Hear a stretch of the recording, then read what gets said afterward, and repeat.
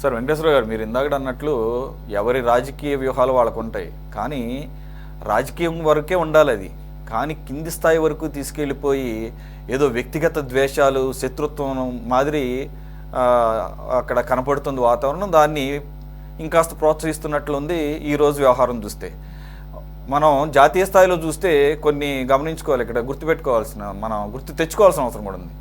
Supreme court కూడా ఉంది. బీజేపీకి లేదా ఒకనొక సందర్భంలో ఒక కేసు విషయంలో Congress is only A political rival, not is your enemy లాగా చూడద్దు. ఒక్క సుప్రీంకోర్టు కాదండి, ఈవెన్ బీజేపీకి మాతృ సంస్థ అయినటువంటి ఆర్ఎస్ఎస్ సంబంధించిన అగ్రనాయకత్వం కూడా ఒక సందర్భంలో ఉంది. రాజకీయాల వరకే ఉంచండి, మరీ దాన్ని ఏదో పర్సనల్ ఎనిమిటీ లాగా తీసుకువెళ్ళొద్దని చెప్పి. సరే, ఆయన మనస్ఫూర్తిగా చెప్పాడా లేదా అని నాకు తెలియదు, కానీ నేను విన్నది నాకు గుర్తొస్తాను ఒక 6 to 7 months బ్యాక్ అనమాట. అంటే చాలా చిన్న విషయాల్లోనే అంత సునిశ్చితంగా గమనిస్తున్నప్పుడు ఇక్కడ ఏకంగా రోడ్ల మీదకి వచ్చేసి నరుకుతాం, చంపుతాం అని చెప్పేసి అంటే నిజంగా పొలిటికల్ పార్టీస్ కన్నా కూడా సామాన్య జనం భయపడతారండి. మీరు ఆ అంశాన్ని టచ్ చేస్తున్నారు వెంకటేశ్వరరావు గారు. It's correct point concentrate on. రెండోది, ఈయన వ్యవహార శైలి ఏది, అసలు చనిపోయింది ఒక రకంగా అయితే దాన్ని మొత్తాన్ని మార్చేసి 4వ తారీఖు రిజల్ట్ అంటే 5వ తారీఖు. సార్ యాక్చువల్గా గఫూర్ గారు అన్నారు చాలా వీక్ అని పర్సన్ అనుకోండి, కాదట. అతనికి 2022లోనే అదే జగన్మోహన్ రెడ్డి గారి హయాంలో ఒక రౌడీ ఒక కేసు ఉంది. ఇతనికిను ఇతని తండ్రికి 2010లోనే ఇద్దరు కలిపి ఒక కేసు ఉందట, ఒకే విషయంలో.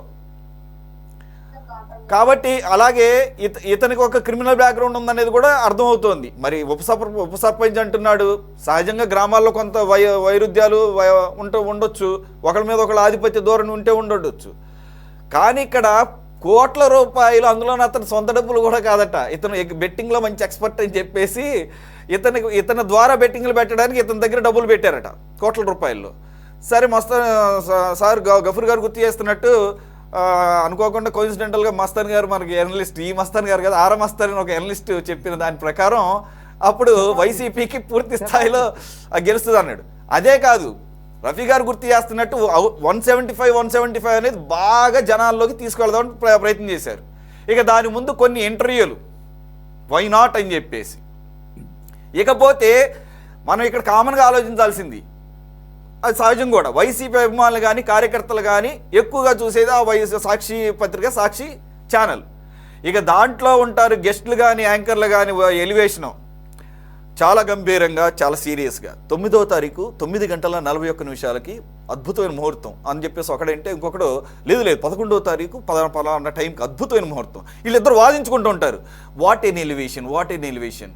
So we just can imagine how a hard core YCP fan like Nagamalleswararao get influenced and do the betting. అదే జరుగుండొచ్చు. ఇప్పుడు నా డిబేట్లో సార్ మీకు గుర్తు చేస్తాను, నేను లాస్ట్ ఇయర్ రిజల్ట్స్కి ముందప్పుడు మనకి వైసీపీ వాళ్ళు కొంతమంది వచ్చేవాళ్ళు, రవి గారు గుర్తునే ఉన్నది.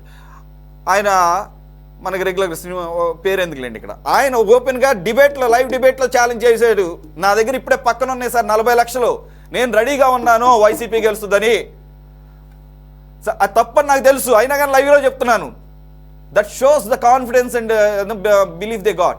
అంటే ఆ రకంగా ఆ స్థాయి నాయకులు డిబేట్లో ఉన్న వాళ్ళు మాట్లాడితే, ఒక ఉప సర్పంచ్ డబ్బులు చేతుల్లో పెట్టారు, ఇంకేముంది కొడితే అసలు జాక్పాట్ జీవితంలో సెటిల్ అయిపోవచ్చు జగన్మోహన్ రెడ్డి గారు లాగా అనుకున్నారేమో మరి. కాదు సార్, దానికి ఆయన ఎందుకంటే 5వ తారీఖు సాయంత్రమే 4 రిజల్ట్, 5వ తారీఖు సాయంత్రమే అతను గడ్డి ముందు ఆగాడు. 9వ తారీఖు వరకు పాపం ఇదే పోరాడి చనిపోయాడు. కాదు, పోలీసు వాళ్ళు తీసుకెళ్ళి హింస పెట్టారన్న. అంటే ఒక్కరోజుకే హింస పెడితేనే ఏది అంత రాజకీయం చేసి ఉప సర్పంచ్ హోదాలో ఉండి కేసులు పెట్టించుకున్న అతను పోలీసులు వార్నింగ్ ఇస్తేనే ఆత్మహత్యలు చేసుకుంటారా? లేకపోతే వైసీపీ టీడీపీ వాళ్ళు రేపు చంపేస్తారని భయంతో ఈరోజు ఆత్మహత్య చేసుకుంటారు? కామన్ సెన్స్ కదా సార్. ఇప్పుడు ఇక్కడ ప్రజలకి అన్నీ తెలుసు, మనమే ఇవాళ ఈ డిబేట్ ద్వారా ఎడ్యుకేట్ చేసి ఎనలైట్ చేయాల్సిన అవసరం లేదు. జగన్మోహన్ రెడ్డి గారు ఆ విగ్రహం ఆవిష్కరణ చేయటం వెళ్ళటం అనేది తప్పు అనే సంగతి అందరికీ తెలుసు. ఇక్కడ మనం గమనించాల్సింది ఏంటంటే, ఒక పక్షానికి ఒక 40 మంది ఉంటే, రెండో పక్షానికి ఒక 40 మంది ఉంటే ఆ 20 మంది చేసేటువంటి నిర్ణయం ప్రకారం ప్రభుత్వంలో ఉండాలో ప్రతిపక్షంలో ఉండాలో అనేటువంటి అంశం ఆధారపడి ఉంటుంది. ఇవాళ జగన్మోహన్ రెడ్డి గారు ఏం చేస్తున్నాడు, 40% ఉన్నారు కాబట్టి, ఎందుకంటే 40% తను ఏం చేసినా కూడా అతన్ని సమర్థించేటువంటి పరిస్థితిలో ఇవాళ వాళ్ళ ముఖాలు చూస్తే మనకు కనపడుతుంది. అదే పరిస్థితి ఇవాళ మనం సమాజంలో నెగిటివ్ షేడ్ ఉండి ఆలీబాబా 6 దొంగలనే 60 దొంగలు 40 దొంగలు అనేటువంటి పూర్వకాలం సిండ్రిల్లా అని ఇంగ్లీష్ లో ఒక స్టోరీ ఉండేది. ఇవన్నీ ఎట్లా ఉందంటే, తర్వాత ఇప్పుడు అనకూడదు కానీ అద్భుతమైన యాక్టింగ్ చేశాడు అల్లు అర్జున్ పుష్పలోనే కాదని, కానీ but it is a negative shade. అట్లాగే అతడు అనే సినిమాలో మహేష్ బాబు అద్భుతంగా యాక్ట్ చేశాడు, త్రివిక్రమ్ శ్రీనివాస్ గొప్ప డైలాగ్ చెప్పాడు, but it is negative shade. అంటే నెగిటివ్ షేడ్ కూడా సక్సెస్ అయ్యేటువంటి పరిస్థితి ఇవాళ సొసైటీలో ఉన్న దాన్ని జగన్మోహన్ రెడ్డి గారు క్యాష్ చేసుకునే ప్రయత్నంలో ఉన్నాడు అనేది మనం గమనించాల్సిన పరిస్థితి. అంతేగాని ఆయన వెళ్ళింది కరెక్ట్ కాదు, ఆయన వెళ్ళింది తప్పు అనే సంగతి అందరికీ తెలుసు. ఈవెన్ ఆయన ఏమంటాడు 40 మందికి కూడా తెలుసు, దాంట్లో కాదంటలేదు.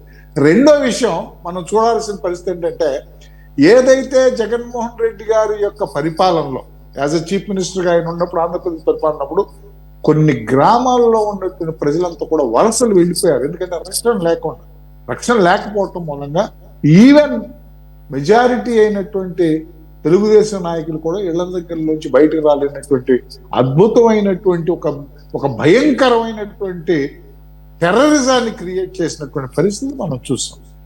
అయితే ఆ టెర్రరిజాన్ని అణగదొక్కి ఆ పైచాచికవాదాన్ని ఖండించి, ఏదైతే నిగూఢంగా ప్రజల హృదయాలలో ఉన్నటువంటి నిప్పులాగా రగిలేటువంటి కాంక్ష, బలమైనటువంటి సోషలిజం అనండి, లేదంటే లిబర్టీ అనండి, పౌర హక్కులు అండి, ఏదోనండి ఆ స్వేచ్ఛ కోసం ప్రజలంతా కలిసి ఓటు అనే ఆయుధంతో ఆయన పొడిస్తే, ఇవాళ కూడా మనం ప్రజలు బయటకు వెళ్ళిపోయే పరిస్థితుల్లో ప్రజలే రక్షించుకోవాలంటే మన ఏ విధంగా ఆలోచిస్తారు, ఆ విధంగా కూడా జగన్మోహన్ రెడ్డి గారు ప్రయత్నం చేస్తున్నారు అని ఒక్కసారి మమ్మల్ని మేము చెక్ చేసుకోవాల్సినటువంటి పరిస్థితి కూడా ఉంది. దీన్ని తక్కువగా అంచనా వేయటానికి లేదు. ఇది రాజకీయంగా ఈ విధంగా అతన్ని విచ్చలవిడిగా వదిలేస్తే అతనే ప్రజల చేత శిక్షింపబడతాడు, రాళ్ళేసి కొడతారు అనేది మా వ్యూహంలో ఒక భాగం. అదేవిధంగా ఆయన ఈ ప్రభుత్వం రక్షించలేకపోతుందనేటువంటి ఈ అరాచకవాదులందరి ద్వారా అరాచకాన్ని సృష్టించి టెర్రరైజ్ చేసి ఆయన మళ్ళీ అధికారం రాగానే ఆయన వ్యూహం అనేది కూడా ఆలోచించాల్సిన పరిస్థితి మా ఉంది.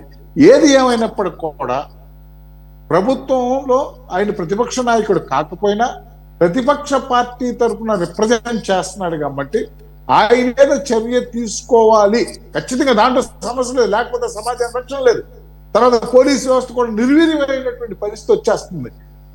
దాన్ని కీలెరిగి వాత పెట్టేటువంటి విధంగా మాత్రం ఖచ్చితంగా ఉంటుంది అనేది ఈ డిబేట్ ద్వారా మీ ద్వారా నేను ప్రజలకి చెప్తున్నాను.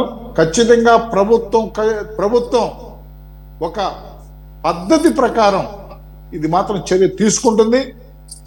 అది ఆ విధంగా తీసుకోకపోతే సమాజ రక్షణ లేదు అనేటువంటి సంకేతం ఇవ్వటానికి మేము సిద్ధంగా లేము అనేటువంటి విషయాన్ని కూడా మీ ద్వారా మనవి చేసుకుంటూ, ఏది ఏమైనప్పటికీ కూడా మారుతున్నటువంటి పరిస్థితి, గఫూర్ గారు చేసినటువంటి రాజకీయాలు ఆ ఉందాతనం, మనం ప్లకార్డులు పట్టుకుని ప్రజాస్వామ్య పరిష్కారం చేస్తే మేము ఆత్మ బలిదానం చేసుకుంటానికి సిద్ధంగా ఉండేటువంటి రోజుల నుంచి ఇవాళ మిమ్మల్ని నరుకుతాం, మాకు అధికారం ఇవ్వకపోతే రోజులకు వచ్చేసినటువంటి మార్పుని మనం పరిగణలో తీసుకుని ముందుకు వెళ్ళకపోతే ఈ సమాజంలో కొత్త తరానికి మనం ఒక మెసేజ్ అనేది ఇవ్వకపోతే మనం కూడా తప్పు చేసిన వాళ్ళం అవుతాం అనేటువంటి నా యొక్క నిశ్చిత అభిప్రాయం.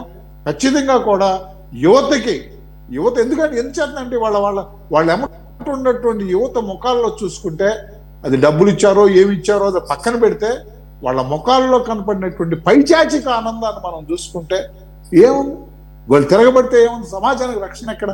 ఇది మళ్ళా అరాచకంలో అంతిమ మెట్టుకు దారితీసేటువంటి ఇలాంటి దుష్ట సాంప్రదాయాన్ని ఉక్కు పాదంతో మాత్రం మనం అణిచేయాల్సినటువంటి Yes. పరిస్థితి ఉంది అనేటువంటి విషయాన్ని మీ ద్వారా తెలియజేసుకుంటున్నాను. Yes.